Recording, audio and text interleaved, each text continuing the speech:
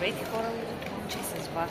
Днес ще ви взема с мен едно страхотно приключение. Вече може би сте видяли кадри от тръгването ми, но да, пътувам си за България. Защо и какво ще правя в България, ще разберете, ако останете до края на влога. Едно бързо включване.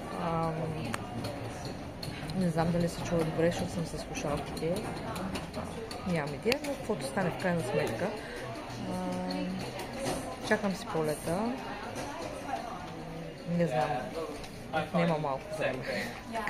Като особено като пристигнеш 3 часа преди полет, защото мъжът ти така е решил да те докара по-на време, си почакваш, но пък ще видим как ще се развият нещата. Остава не повече от около час и половина и след това съм в България. Варна чакаме. Варна ме чака, да. Така. Причината да си ходя до България е, че, както винаги, в последния момент някой вижда, че паспорта му изтича, но българското посолство в Великобритания очевидно почиват за празник. Август не работят, или поне аз не видях, или имат всичките им часове са заети.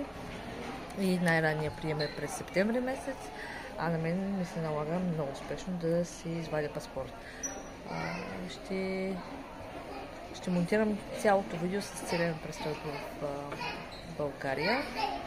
Най-вероятно това видео ще отнеме около 5 дена с кадри, защото аз ще пътувам от Лондон до Варна и от Варна ще пътувам до Велико с автобус, защото аз съм от Велико и после ще пътуваме обратно до Велико до Варна, но да, това е. Държа в течение, ще се занимавам.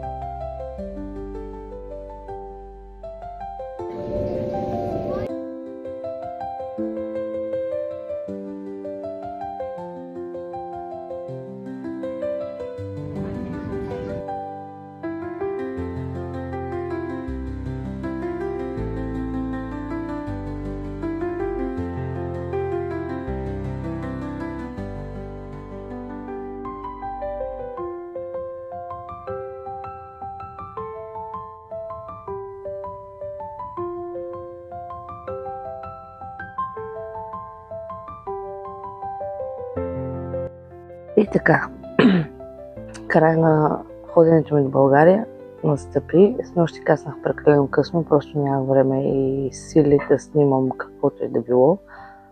Само излетането и кацането, както сте видяли. Ходих до България, извадих паспорт за бързичко и се пребрах. Колко ми струваше това?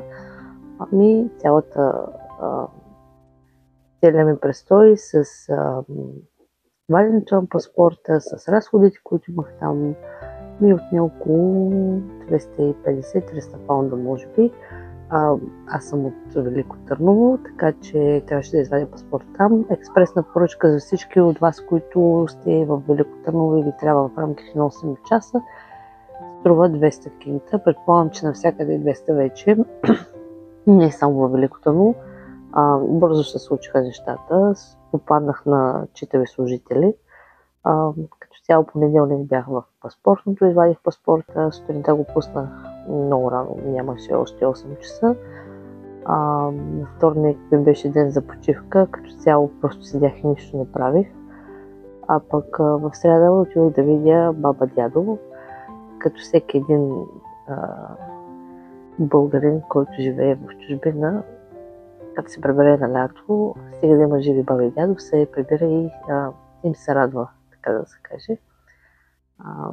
След това летях и кацнах на летище във Варна, от Гейтвейк до Варна. Полета беше и отиване и връщане ми излезна около 116 паунда, което не беше чак толкова зле, като и се имах предвид, че сме август месец и цените на билетите по принцип са безбожно скъпи. Разходих се малко из Варна, видяли сте вече кадри от морето. Имаше много вълни и не посмях да слезна до самия плаж, който е да се натопя краката, но това си е мое лично решение. Пребрах се, моите дечица и двете ме чакаха с нетърпение, защото никога не сме се отделяли и това беше първият път, в който ние се отделяме за такъв голям период. И нищо, че бяха с баба и с тати, си беше така тегаво и за тях, и за мен. Това си е един такъв опит, така да го кажем, че не може да се изкара дълго време без децата. В общи линии това е от мене. Мога да ви пожелая един прекрасен ден и, нали знаете, ако не сте се абонирали за канала, абонирайте се за канала, натиснете камбанката, за да получавате известия, ударете едно палче в подкрепа на това видео. На вас не ви коствам нищо, но на мен ми помага много за развиването на канала ми. Довиждане и до нови срещи!